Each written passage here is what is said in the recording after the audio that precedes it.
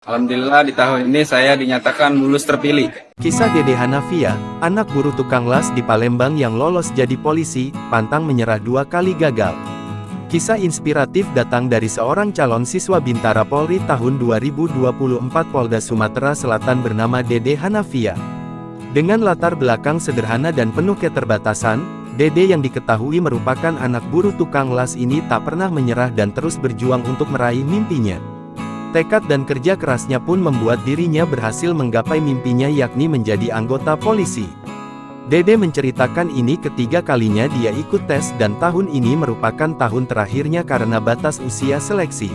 Saya sebelumnya sudah pernah mengikuti tes Bintara Polri tahun 2022 dan 2023, namun belum berhasil. Dan saat ini saya sedang mengikuti tes di umur terakhir saya. 2 tahun terakhir yakni tahun 2022 dan 2023 ia telah ikut seleksi tes namun gagal. Walaupun dia fokus dalam mengejar mimpinya, dirinya tetap bekerja untuk membantu orang tuanya.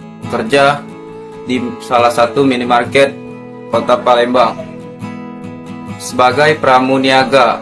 Tugas saya sebagai pramuniaga ngerapiin barang, ngedisplay barang. Dalam kesehariannya, diketahui ia menjadi pramuniaga di salah satu minimarket di kota Palembang.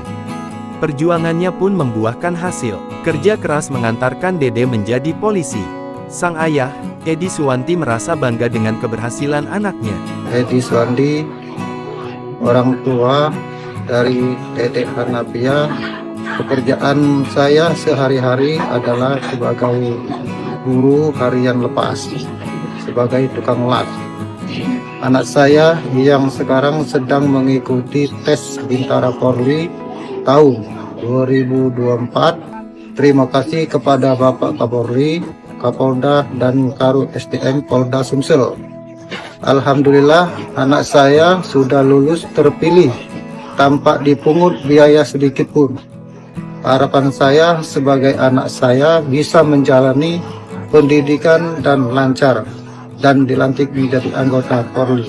Sekali lagi terima kasih Kapolri.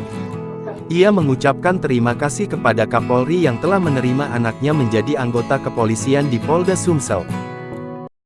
Download Tribun X sekarang, menghadirkan lokal menjadi Indonesia.